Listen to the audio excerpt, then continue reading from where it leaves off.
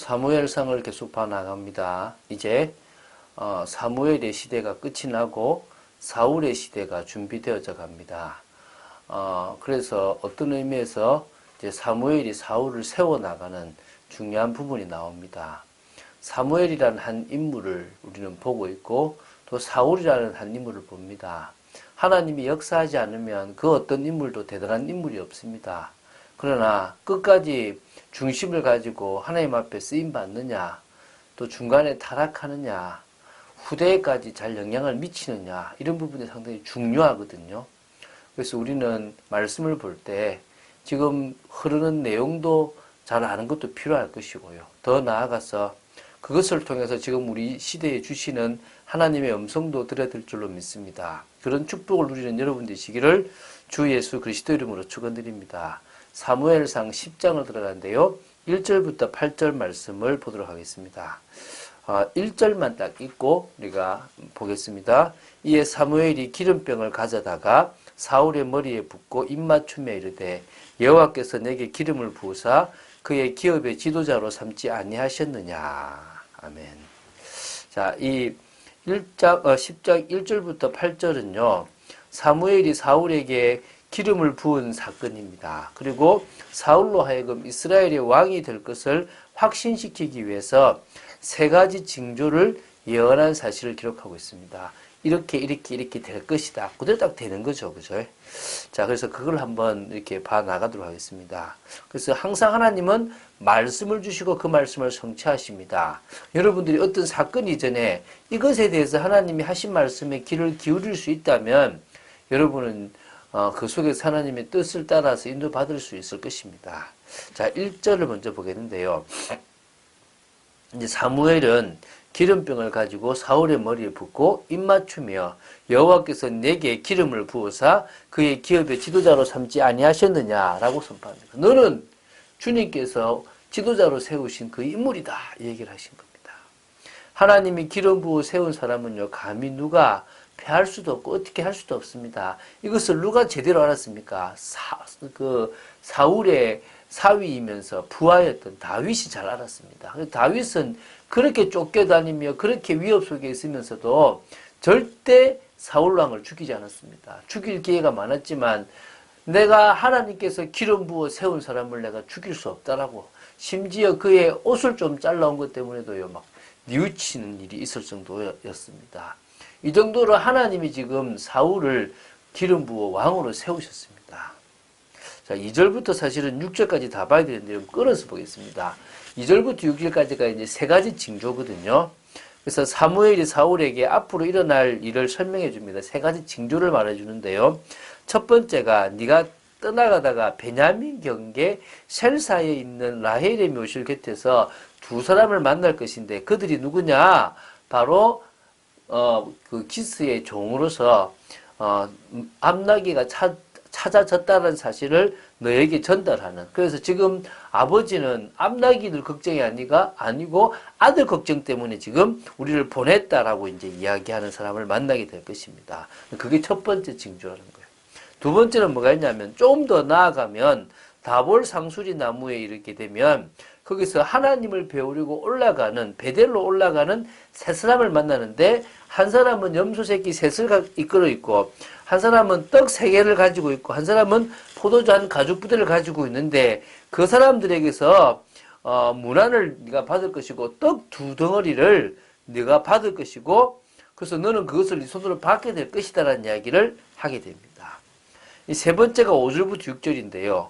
마지막으로 사울이 하나님의 산에서 선지자의 무리가 이렇게 예언하는 그때에 같이 함께 성령의 역사로 예언을 하고 변하여 새 사람이 될 것을 말합니다. 그래서 사울이 예언하는가라는 말이 여기서 나오게 된 거거든요. 그거는 뒤에 한번 보겠는데요. 요렇게 지금 요런 일들이 너가 하나님께서 택하셨다는 증거로 내가 지금 너한테 세 가지를 이야기한다. 첫 번째가 너희 아버지가 보낸 사람을 만나서 암나기들이 괜찮고 아버지가 너를 걱정하는 사실을 알려줄 것이다. 두 번째는 베델로 올라가서 제사하려고 하는 그 세 사람을 만나게 될 것인데 거기서 네가 떡 2덩이를 받게 될 것이다. 그리고 세 번째는 뭡니까? 이 하나님의 산에 이르러 가지고 거기서 선지자의 무리와 함께 예언하고 내려오는 것을 보게 될 것이다. 이런 변화들을 보게 될 것이다. 이제 이거다 거죠. 그러면서 이제 7절부터 8절은 이 징조가 내게 임하거든 너는 기회를 따라 행하라. 그 말은 뭡니까? 이게 너를 왕으로 세우려고 하는 징조니까 네가 그것에 대한 마음을 갖고 그 기회 때 네가 왕으로 나아가라. 이 말입니다. 하나님이 너와 함께 하실 것이다. 너는 왕이다. 이게 비전이고 꿈이잖아요. 하나님은 우리에게 언약 속에서 이런 것들을 발견하기를 원하시는 것입니다. 너는 나보다 앞서 길갈로 내려가서 7일 동안 거기서 기다리라. 내가 거기 가서 너와 함께 번제와 화목제를 드릴 것이다. 이제 길갈이 어디입니까? 출애굽한 이스라엘이 요단을 건넌 후 최초로 할례를 받았던 유서 깊은 장소고 하나님의 역사가 있고 애굽에서의 그 모든 저주와 재앙을 굴려갔던 그곳입니다. 이 길갈은 하나님의 이 기브아에서 동북쪽으로 17km 떨어진 그런 곳에 위치해 있기 때문에요. 사실은 이제 거기로 내려가게 되는데요. 내려갈 테니까 기다리라 얘기합니다. 자, 사실 제가 영적으로 좀 뛰어나서 이 사무엘처럼 이런 영적 메시지를 할 수 있다면 참 귀하겠죠. 사실 제가 그게 안 되잖아요. 저는 방언도 못하고요. 저는 그렇다고 해서 막 하나님의 음성을 막 특별히 듣고 뭔가를 보고 이러지도 못합니다.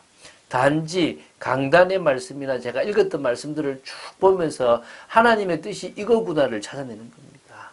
그렇게만 찾아내도요. 실수하지 않고 많이 올바르게 가는 겁니다.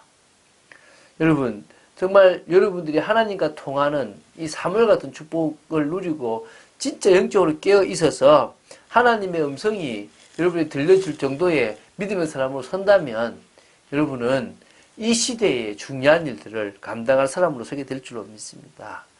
그 대표적인 사람이 에녹입니다. 하나님과 동행했습니다. 하나님의 역사를 봤단 말입니다. 하나님의 계획을 알았고 하나님의 언약과 통했단 말입니다. 하나님의 은혜를 받은 시간표가 분명하지 않습니까? 이 세상을 심판하려고 하는 하나님의 그 삶을, 그 계획을 알고 구별된 삶을 살았던 사람. 300년 동안 하나님과 동행했던 사람. 그러면서요, 하나님을 기쁘시게 하였던 사람. 죽음을 보지 않고 하나님 나라로 갔던 사람. 이게 에녹입니다. 우리는요, 이런, 믿음의 선진들의 모습들을 보며 우리가 어떤 부분으로 가야 될지를 분명히 해야 될 줄 믿습니다. 다른 것보다요. 십자가의 은혜와 하나님의 성령 역사를 체험하셔야 됩니다. 그리고 뭡니까? 정말 이 언약과 방역 맞춘 그런 딱 삶을 우리가 살아야 될 줄 믿습니다. 그래야 우리가 삶 속에서 시작부터 마무리까지 모든 것에 하나님의 인도와 하나님의 역사를 볼 수 있는 것입니다. 자, 중요한 것들은 다른 게 아닙니다. 사단은 자꾸 분주하게 만들고 자꾸 갈등하게 만들고 자꾸 속게 만듭니다. 그래서 우리는 뭐 해야 됩니까? 속지 않고 분주하지 않고 오히려 차분하게 하나님이 하신 역사를 보고 인도받아야 될 줄로 믿습니다. 저도 사역이 많다 보니까요. 피곤하고 지치고 힘들 때가 있습니다. 그래서 영육 간에 간결함을 얻는 축복의 시간을 계속 만들려고 합니다. 깨어 기도하려고 합니다. 하나님이 하신 역사들을 보려고 합니다. 그런 축복을 계속적으로 누리고 인도받는 저와 여러분이 될 줄 믿습니다. 그런 응답의 비밀 속으로 들어간 여러분 되시기를 주 예수 그리스도 이름으로 축원드립니다. 주는 그리스도시요 살아계신 하나님의 아들심을 고백합니다. 오늘 사무엘이 선지자로서 사울 왕을 세우는 모습을 봤습니다. 아버지 하나님, 하나님의 말씀을 가감없이 전가했던 사무엘처럼 저희들이 그렇게 되어지길 바라며 또 아버지 하나님 정말 하나님의 능력을 덧입는 축복의 사람으로 세워지기를 간절히 소원합니다. 역사하여 주시고 인도하여 주시옵소서. 주 예수 그리스도 이름으로 기도드립니다. 아멘.